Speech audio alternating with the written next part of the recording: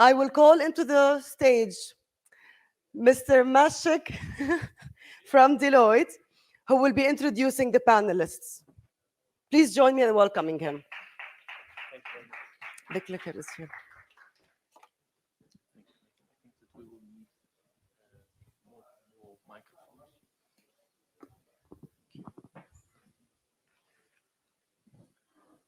Good afternoon.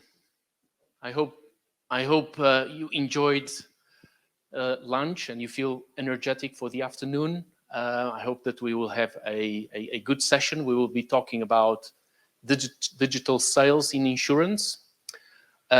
Just a brief introduction from myself. My name is Maciek Tomaszewicz. I've been focusing on insurance. This is an area which I'm very passionate about. One of my everyday challenges is how to bring innovation to my clients in an industry which is traditionally quite conservative. So I hope that everybody will enjoy the session and takes quite a lot of insights out of it. The panel will be divided into two parts. The first part, Malcolm, who will present himself, has conducted a survey around insurance customer experience in the region. So he will be presenting that to us, and then we will have a conversation around the topic of digital sales insurance in the region with the rest of the panelists. So Malcolm, thank you. To you.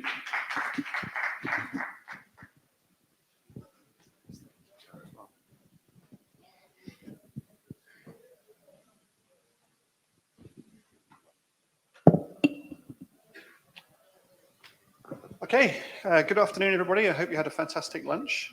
So my name is Malcolm Otter. I'm the founder and CEO and research director of a company called Lumovo. We specialize in very large-scale user testing of digital experiences, whether that be websites or mobile apps. And when we first started out 10 years ago, our very first client was an insurer in the UK. And so we had the bright idea of trying to focus in on insurance. And now we have over 30 insurance clients globally. I had a great conversation with Lars back in October. We had a meeting here in Doha. And he said, you know what, we've got this conference coming up. You should come, present, bring some data, and tell us about how good the digital experience of car insurance websites are in Qatar and MENA region as a whole compared to the rest of the world. And so that's exactly what I'll be presenting today. If you have any questions, please do fire them my way. Okay, so just a very brief bit of background about myself and the company. Been around for 10 years, lots of insurance clients, huge number of insurance clients in Australia and a lot in the UK as well. The kind of research that I'm presenting today is digital sales, so looking at the car sales journey, but we also have very similar for life, home, SME, and I'll also show a little bit about global best practices in terms of servicing. So specifically looking in the authenticated space for things like claims, making changes to your policies. Okay. What we've done, I mean, we're fully aware there are many more car insurance companies than the 4 we evaluated, but we looked at 4 in the region. And so I'll talk you through the sites that we looked at. But because Lumovo as a company runs these studies every year in the US, in Japan, and Norway, and Australia, and New Zealand, we have so much comparative data to be able to compare how you stack up. So that's kind of the aim of this session, is to see how do the MENA sites compare. So the piece of research that we ran involved a little over 600 consumers from the MENA region, and that was split between the UAE, Qatar, and Saudi Arabia as well. And what we had there was people, we gave them tasks to perform. So we got these people to visit one of the sites within the study and perform 2 tasks. The first was to try and understand why should I buy car insurance from this company? What is it about this company that, how does it entice me from a digital point of view to become a customer? And the second task we set them was, okay, great, now go and buy that insurance. And what we did around that is to ask them a whole range of questions about whether they found the content helpful, whether they had any issues, whether they found the whole process easy, with the aim of identifying for those individual companies, what problems they might have encountered, but more broadly, what are the kind of key challenges in the region. Okay, so without further ado, I'll get some results. Okay, so this slide here, there's quite a lot of data on it, but essentially this first question, is really about asking for preference. So we ask people, with these various insurance tasks, like making a claim or viewing your payment history or getting support or making a complaint, which channel is your preferred channel? And we've done a bit of a comparison here between the MENA region, which is the top chart, and the UK region. And there's huge similarities, essentially between the two markets. Both markets, the people in those markets really, really want to transact via digital or get service via digital. There are some subtle differences, but essentially the website is, by far people's preference. So talking about now the competitive research for these 4 sites. So we looked at QIC, GIG, Tree from Saudi, and BEMA. And I'll be joined in the panel by those companies in a moment. As a company, what we're interested in is not just digital user experience for its own sake. We're interested in how does the digital experience impact on things the business cares about. So how does it impact people's perception of the brand? How does it impact likelihood to buy or likelihood to renew and reduce your retention costs? So in this particular chart, what we're showing is the positivity towards the brand pre and post digital experience. And so for all of those brands, what we're seeing is a really strong impact from the digital experience on people's perception of brand, particularly Tree in Saudi Arabia, where there was a 17-point improvement. We also look at specific elements of brand. And so these are ordered by what was most important to the consumers. So innovative, good value, trustworthy. And this is how people perceive those brands beforehand. So GIG doing very well pre-study, seen as the most trustworthy of the brands, most reliable and honest. BEMA seen as the most innovative, QIC seen as the most good value. How does that change once they've been through the process of looking at the marketing content and getting a quote? Well, here are a few subtle changes. So actually, there are a few here that are significantly changed based on the digital experience. So GIG seen as significantly more innovative than people thought. Tree was seen as significantly more honest. QIC more straightforward. And BEMA was a little bit mixed. So elements of the digital experience had a positive, but also a negative impact in some areas of brand perception. So a little bit less reliable, but certainly more competitive. The impact on likelihood to purchase, again, all 4 of those companies having a positive impact. QIC here in Qatar, 70% of the people we researched with were highly likely to get car insurance from QIC. And that's great, but the website actually pushed that up higher. So 10 percentage points, so 80% of the sample, highly likely. Okay, so now looking at the actual site itself. And we're going to look at this in 2 parts. The first part is around the helpfulness of the marketing content. And here we can see, and we were interested to understand, well, how would the MENA brands compare against these global sites? And you compare extremely well. So in fact, QIC in Qatar, well done, came out top actually. So 82% of the sample finding the marketing content or the proposition description to be helpful. Followed by AXA in the UK, GIG, Tree also, and BEMA performing very well. So what is it that QIC are doing? What is it that gives them this really high score with 82%? So actually, they're doing a lot of things really, really well. Many of the insurers in the UK, they overcomplicate the content. They provide too much detail. The persuasion architecture is not very effective. It's not very good at persuading. But the QIC page, it promises a 2-minute quote process, which is great. In the UK, it probably takes 20 minutes. A quick summary of benefits. So many insurers in the UK don't bother telling you why you should get insurance from them. A demonstration of heritage and trustworthiness, a summary of the key cover elements. All of these things are things that we recommend to our other clients, and it's great to see them happening here. And in terms of the voice of the actual customer, these are the things that people said about the QIC page in Qatar. So comprehensive details, easy to use, accessible, and a very convenient digital experience. Looking at some of the other brands, so GIG, again, strong performer, with 80% of people finding this page helpful. A few little niggles that we saw from the research, so a little bit as opportunity to provide more in-depth and comprehensive information about the cover, and also more detail about what is covered and not covered. For Tree in Saudi, so again, very strong performance. 78% of people found this marketing content helpful. You know, CTAs, calls to action to get a quote, are very clear, great use of icons, great use of customer reviews. So again, lots of positives there. I will say this is a very brief summary of this large piece of research. And Beamer, there were a few complaints that people found it a little bit difficult to read. Some of the content was a bit small, and they felt that, again, more benefits could be highlighted. So there's a company in the US called Lemonade, which has been talked about an awful lot in these sessions. And everyone talks about Lemonade as being, oh, this, you know, amazing website and so forth. But actually it is, in terms of user experience, we test it every year. We test it in the authenticated space, the public space, and it tends to do extremely well.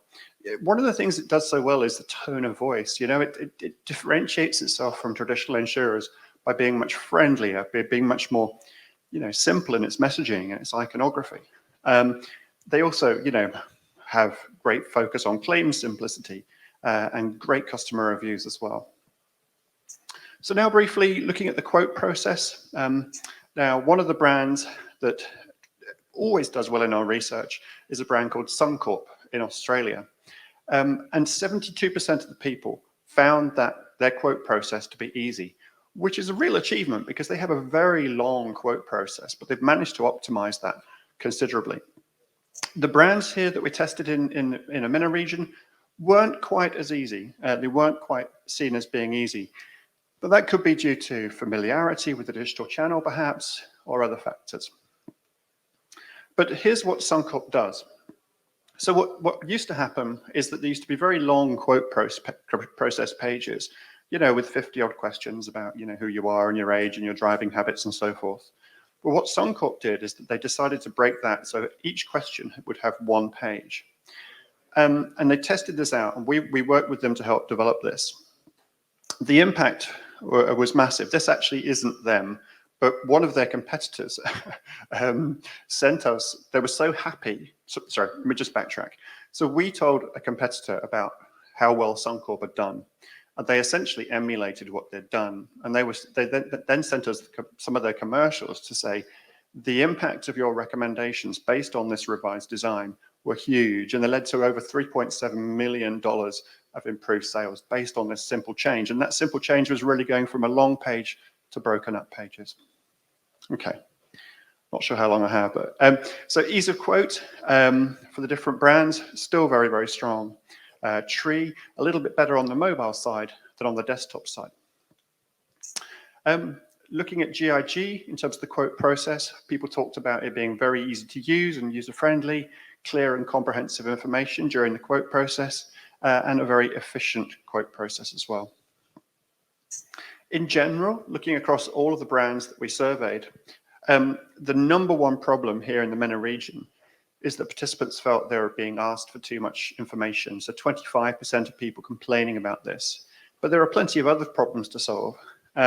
You know, difficult to compare the quotes, unable to complete various sections, difficult to understand coverage options, having to re-enter information. So you might develop all these wonderful products and have this great, you know, proposition, but it's these kind of usability barriers that will undermine your sales process and can easily be resolved.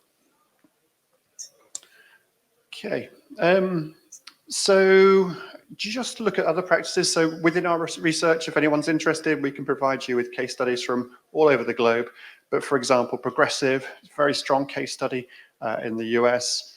QIC, we found lots about that. We've got very sort of, the way that we work is we get extremely granular. We look at the high level things, but there are some elements of this process that could be improved.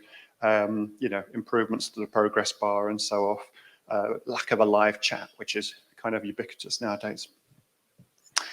Beamer, again, during the quote process, during our analysis, one of the things we found be problematic is they don't provide enough contextual information to handhold people during that process. And that's super important, not only during a sales process, but also, for example, with a claims process, where people are unfamiliar with the process and they need that extra handholding. Oops, sorry. And then finally, GIG, yeah, clean process, easy to go through, good indications of the discount, and yeah, pretty solid result for GIG. So I've got 1 minute left, I think. I did that 1 minute. I'll just show you that as well as the sales side, we also did the same kind of research in the authenticated space for servicing. And this is a study we did with over 6,000 insurers covering 71 insurers. And if anyone wants to spend more than 1 minute finding out about this, please do get in touch. But yeah, we looked across all these different sites, from mobile sites, sorry, the websites and the mobile apps. And yeah, if you want to see what USAA are doing, for example, we'd be glad to show you. Okay, I think that's probably me done. Thank you, everybody. Thank you, Malcolm. I would like now to ask you to come to the stage, please, for the remaining panelists. Let us try to sit as closely as possible. No, you're fine, fine. Yes, please. Yep.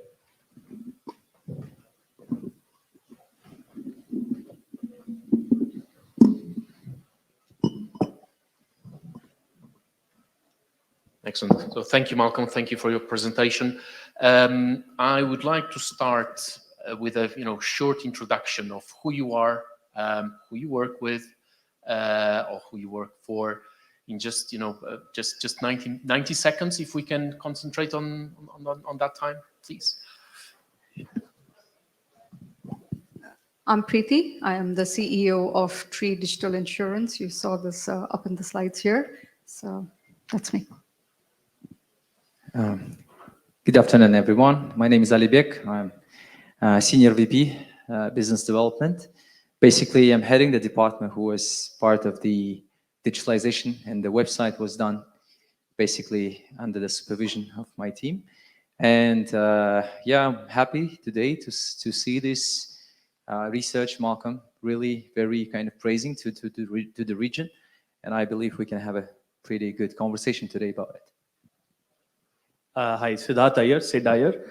I'm the head of digital and customer experience at GIG Gulf. And thank you, Malcolm. This is, as I told before, this is very, it actually helps us kind of also learn more and take it further if possible to get it closer to some of the brands that we saw.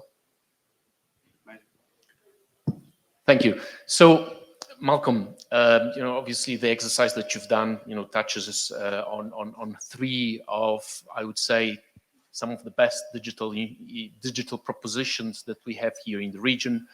However, if we look at the wider insurance industry, and specifically in this part of the world, we still see that we underwrite, we sell, based on models, assumptions, processes which have been defined decades ago, right?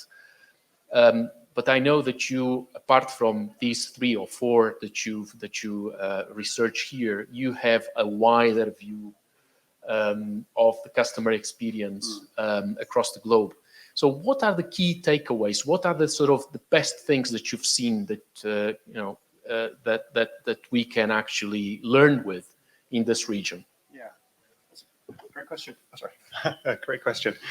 So the kind of things that could be learned, I mean, there are some things that are very high level. I mean, the most important thing, of course, is to remember that you're dealing with these horrible things called humans. You're designing your perfect systems, and then they come into contact with people. So making sure and testing with real people is crucial. You've got to humanize your technology as much as possible. And the companies that don't do that, that fall back on the old ways of thinking they can just put something out there and it will be successful, will ultimately not be as successful as they'd have liked. So that's one thing. The second thing is, in terms of the area that I work in, which is, of course, user experience, it's often seen as being a checkbox. You've kind of done the user experience, you've done that bit. That's all good. The problem is that all of your competitors are also doing it, you know? So how do you understand, how do you figure out what's the best way to go about things? So I'm obviously very biased, but carrying out research seems to be a good way of going about it. Being informed with data rather than just opinion. That would be my answer. Okay, thank you. Thank you very much for that. And we will touch base on the customer experience side during the conversation. Now, obviously, and as I said, I mean, you are the pioneers, sort of the best in breed in terms of, sort of the digital experience in insurance. What I would like to understand, and because obviously you are doing something which is, you know, different in terms of customer interaction and the way that you operate. However, I'm sure that you faced a lot of challenge during the implementation of your propositions.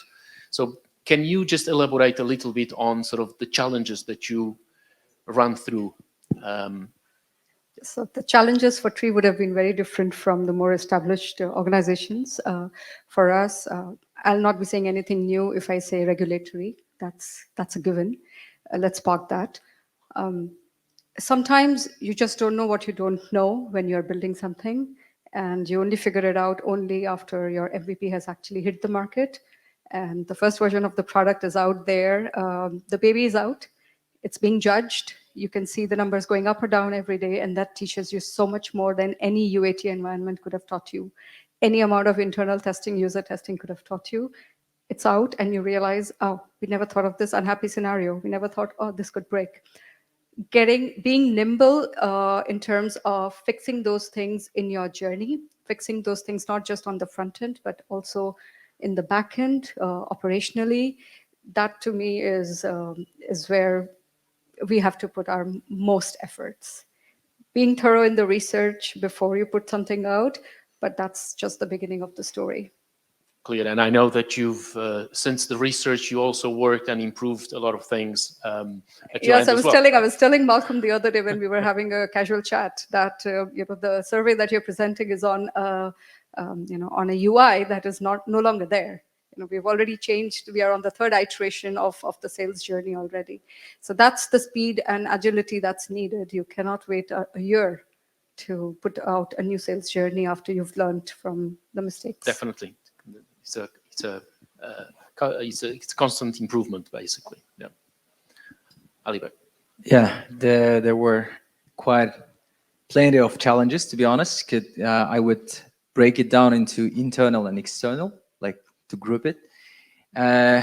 From internal perspective, I would say one of the biggest challenge was in the beginning to build something on top of the platform up and running. Like when you have an existing platform, you have to build something on top of it without kind of, you know, affording the downtime. So that was one of the challenges which we managed to tackle with our team. And that actually was a bit also confusing to the clients, because you have two platforms. One is, you know, the platform that you're trying to improve, and your existing old platform, which you try to kind of, you know, gradually transform. So that was one of the challenging things that I believe in the course of 1.5 years we managed to go through.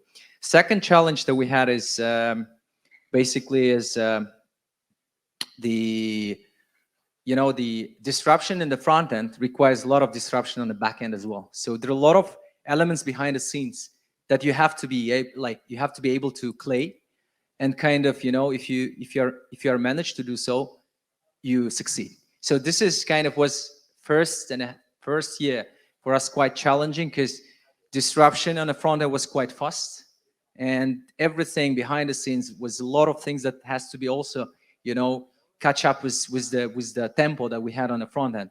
So that was kind of, and thankfully we had a really great team, and across QIC we managed to, you know, kind of to clay all the processes, and we are where we are now. So that's the second challenge.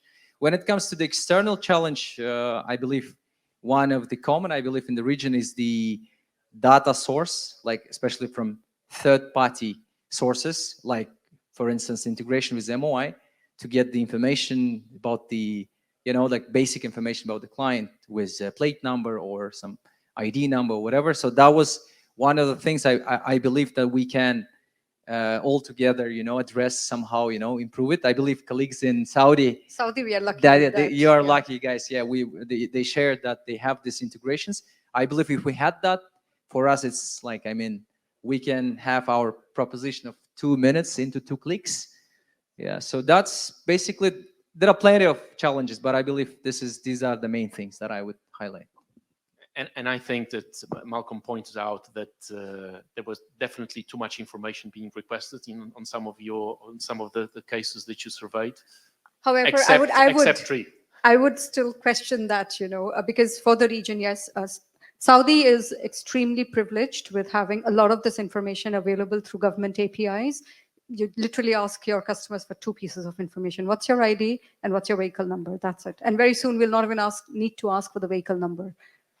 But the other parts, I still believe, request for far less information than most other insurers in the European continent do. I've personally tested, and I feel like you can fill out your life history to just get, a motor insurance. So I somehow do not fully subscribe to that comment about we are asking for too many questions and too many topics. And it's 4 times more expensive as well in Europe. So Anyways, regardless, we've managed to shrink the number of fields.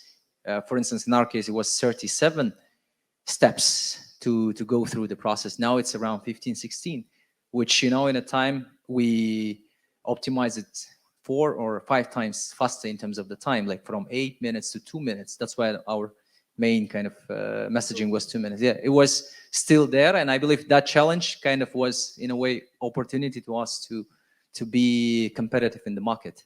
So yeah. There's a brand in the UK where it's 87 clicks to get a quote. I won't name them, but yeah. But, I wonder how they are still in business. But well, they sell cheap insurance, so people are happy to pay lower prices, but get a quick put up with a long process. So I think from our perspective, the most challenging piece was for the digital team to start understanding the product more in detail. The point is that sometimes what happens, tech for the sake of tech, and you start building stuff and you don't really understand the product in detail. And we were right in the middle of the pandemic when we were actually going ahead with this change and this transformation. So this is kind of it's our V3 iteration, but we're still kind of working further on it as we speak. But we found that this really is appealing to the customer, and I think it's still appealing from what you've said, what you've shown us. But when we go back to our product and underwriting team and ask them, okay, why are we asking this information to the customer? Can we get rid of this from a pricing perspective? Do you really need it? And then asking them back and they educating you why this particular information, why a no claim discount in the UAE market is so important with the number of years, what's the loading behind it? You tend to understand the insurance product a lot more. And that really helped our teams to kind of get to the next level. So as much you call it, it's a learning, but it's a nice challenge to have because you tend to learn the product a lot better.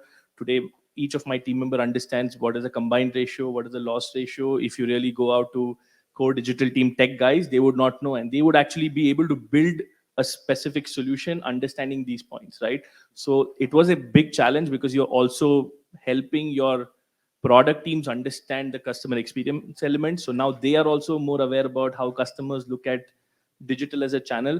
And we've seen that inflection point happen for us this year. So finally, at this year, we've seen how the digital channel is outperforming some of the more traditional channels that you've seen, right? So yeah, so it feels like all the challenges now today are coming back to give us something big in return. And in your situation, because obviously GIG has a multi-country play, right? So just touching on that, was this only focused on the UAE, or was this also focused on other countries? And how did you manage that complexity of rolling something to other countries, if that was the case? So we are in 4 countries as GIG Gulf. So first we started with UAE, and then we have a customer focus group that we've created of 50 customers. What we do is when we have the iteration of a design in place, we go and test it with these customers. We incentivize these customers, and these are customers who've been with us for close to 4 years and stuff. So every time we have this iteration, we would go. UAE was our testing ground, and then we rolled it out to the other countries. it is fairly complex in the other countries. For example, I was talking in the morning about Bahrain. So still we are looking, and I'm part of the Bahrain association, the BIA for digital advisory, and we're still finding an insurtech who could come in. I mean, this is of course an opportunity for you guys to come and speak to me, and I can pass you guys on or help you guys get a visibility with the association in Bahrain. How can we centralize data like Saudi has done? It's not there even in UAE. It's there a bit in Oman, but it's not perfect. In Qatar, it's not there. So it's how to. I don't think today we are still thinking about the ease of use for the customer, and because of that, it's been very different for all countries. The journey has been very different. Even the user behavior is very different. For example, in Oman, customers are more used to WhatsApp. They don't come on the online channel. They prefer actually dealing in WhatsApp. So you need to create an API into your WhatsApp environment where you can actually ask the questions and finish. They don't want to come to your website. They don't use they use social media. They don't use web applications. Similarly, in case of Qatar is a little similar to UAE, but Bahrain is again very different. What sort of risk you want to ride? So it was a journey. I think it took us 1.5 years to complete all the 4 countries. This was done in 4 months, and then we went to an iteration of improving it constantly.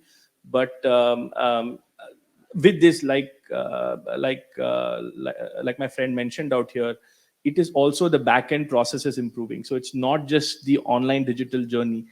The concept of what you call the ROPO model, research online, purchase offline. Insurance is not something you get up in the morning and say, I'm going to buy car insurance today. It's going to be a fun experience. No, it's not that, right? So it's not e-commerce. So you have to have a lot of advisory behind it. And that, you very clearly identify the fact that you have to attract the audience to see certain information that's required. So it's different for every country, and it was I would say it was painful, but it's worth it when you start seeing people using your funnels.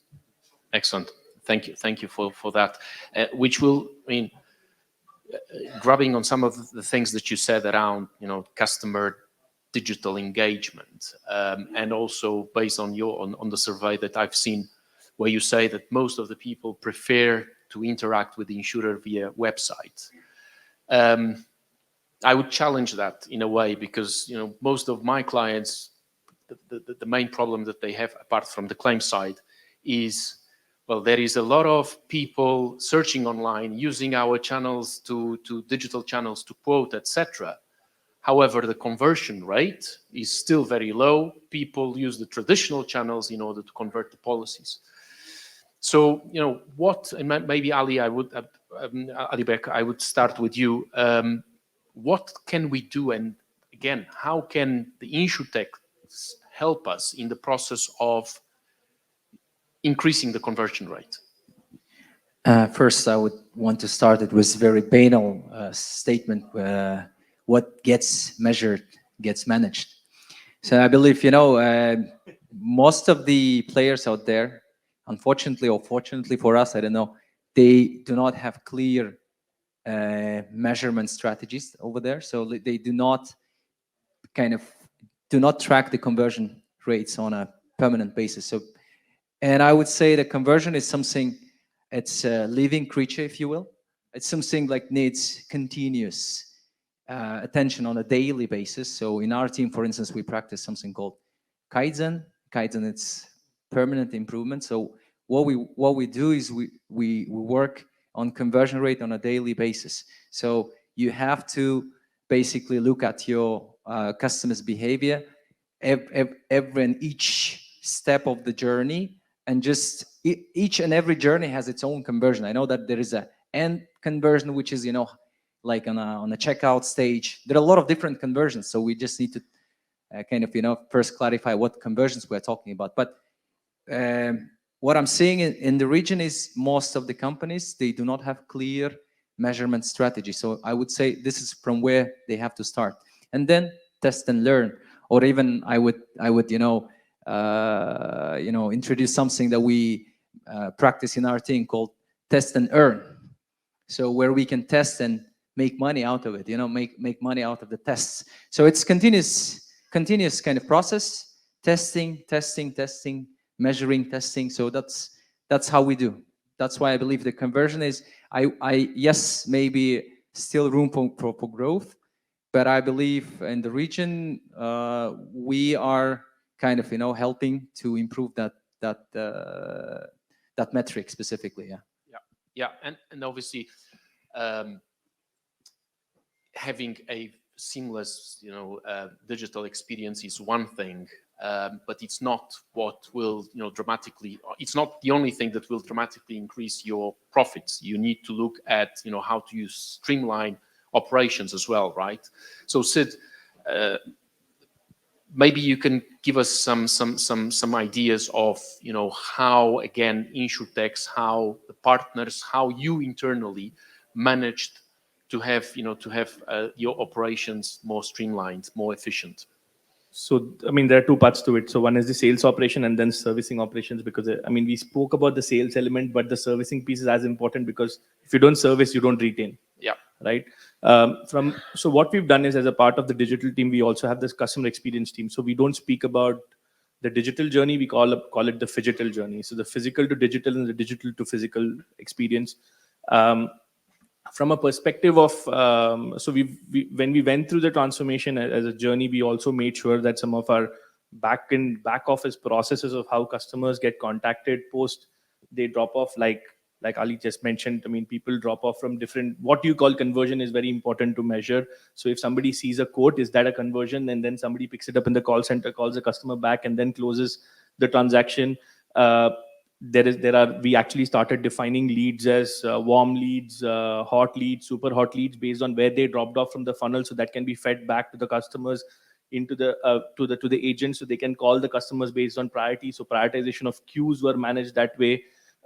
Again, and we were very specific, no spamming. So if the customer says don't spam me, we will, and there was a checkbox there, we would stop. We won't call the customer, let the customer go through.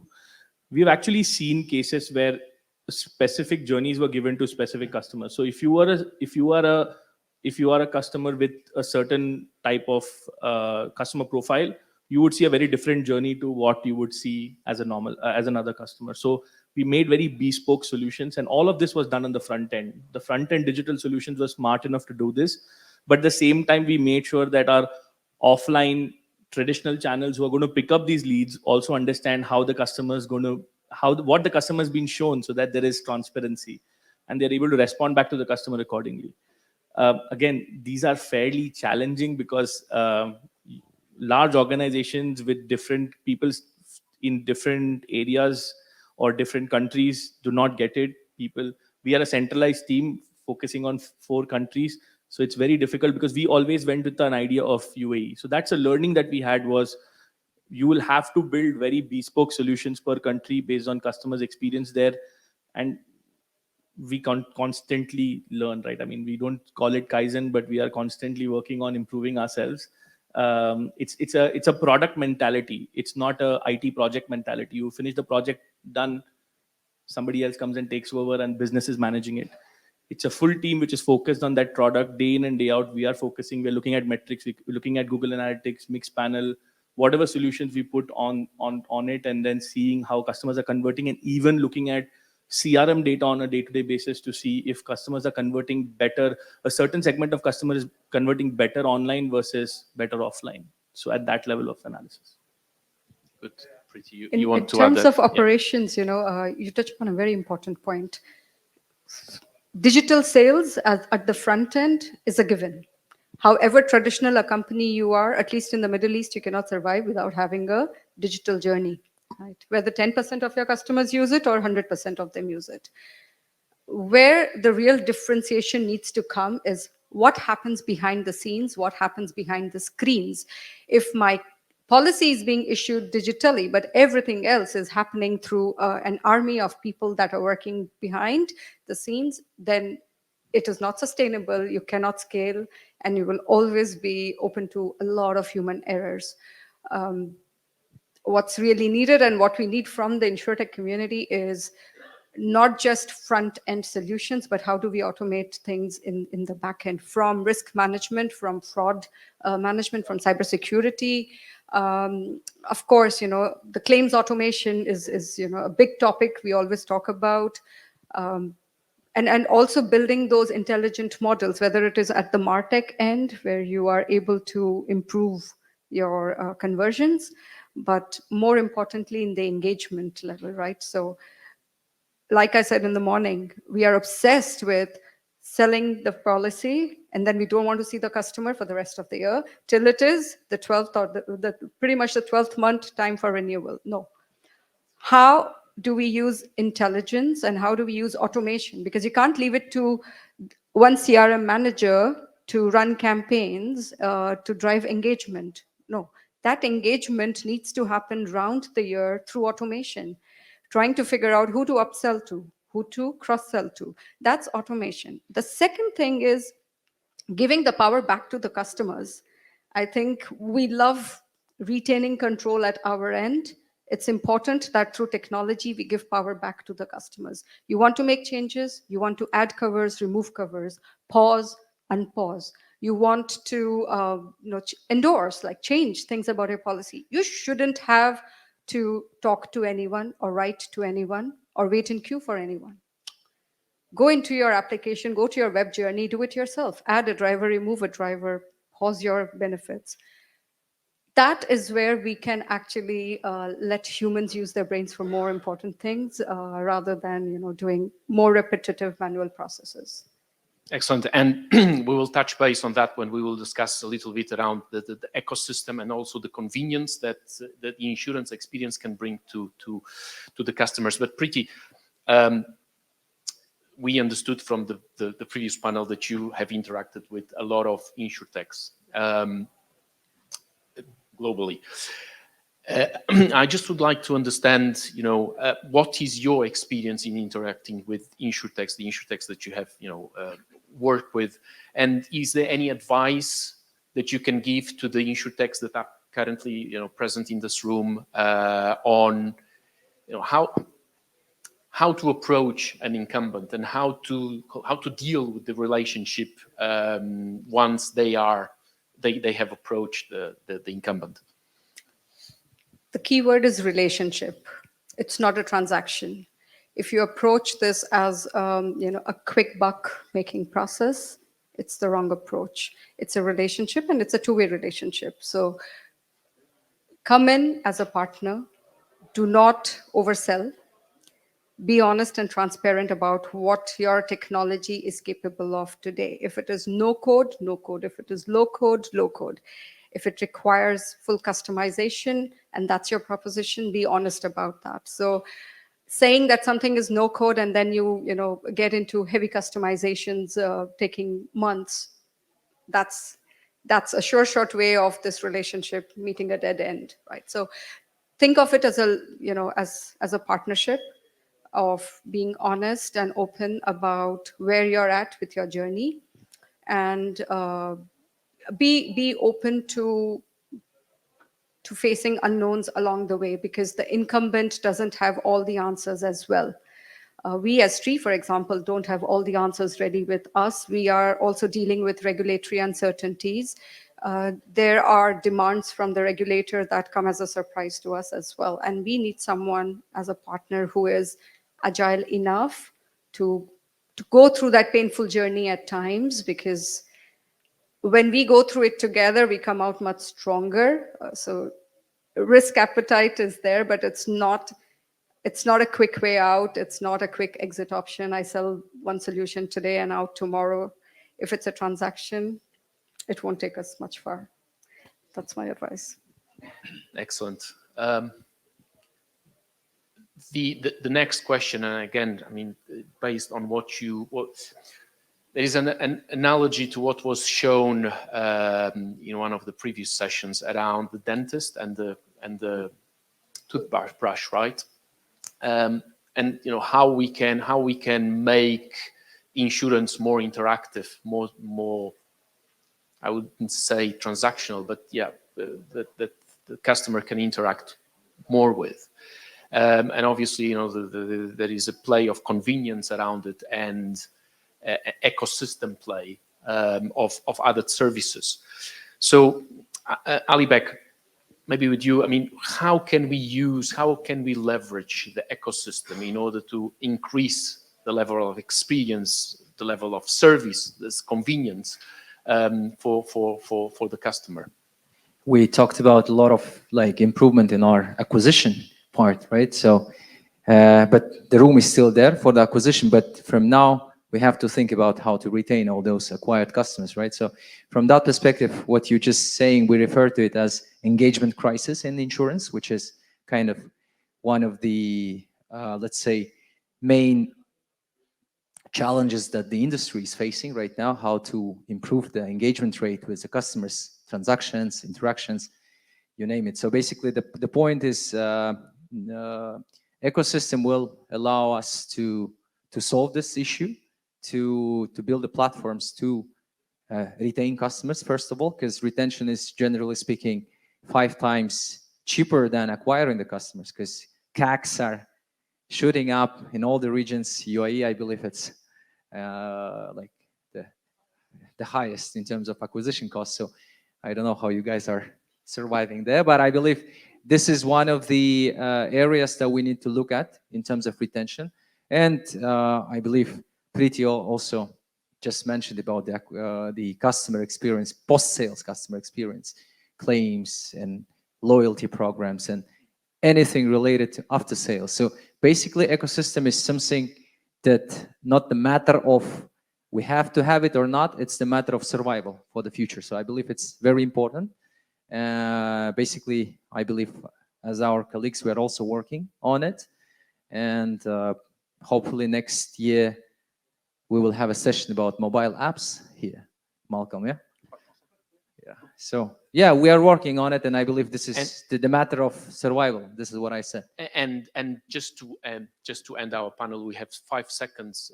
We will need slightly more than that, but just to end, and we like to end with an outlook on the future. And my question is to the 3 of you, and Malcolm, you can step in. You know, what do you see around your propositions evolving in the next 2 or 3 years? So what do you see your proposition like in sort of 2 or 3 years? Not trying to sell a giant in one go, break it down. So microinsurance is becoming more invisible behind the scenes, embedded. So while all of these journeys are, going to be very important and relevant, the big change for us would be where we become more embedded and provide more micro opportunities. First of all, we have a clear strategy to work on what we are working now. I mean, in terms of building the platforms. So that's kind of for the coming 2-3 years. I believe it's going to be quite the main focus for us. And at the same time today, I believe colleagues from Ping An mentioned about the looking beyond insurance.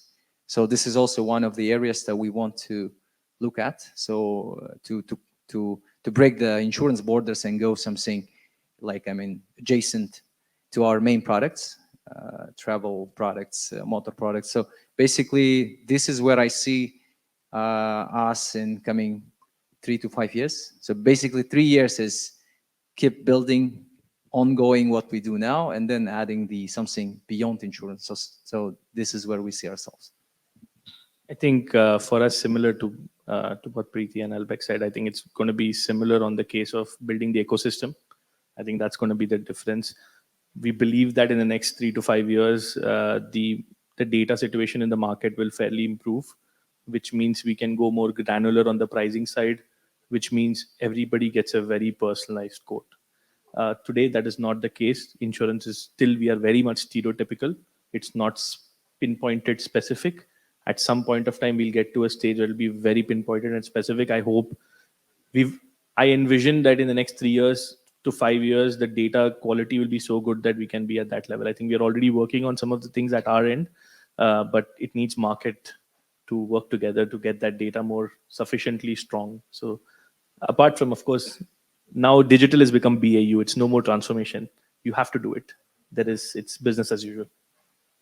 Okay, thank you very, very much. I think it was quite insightful. And if there are any questions, I'm sorry, we are running out of time, but if there are any questions, we are happy to respond them outside of the session. Thank you.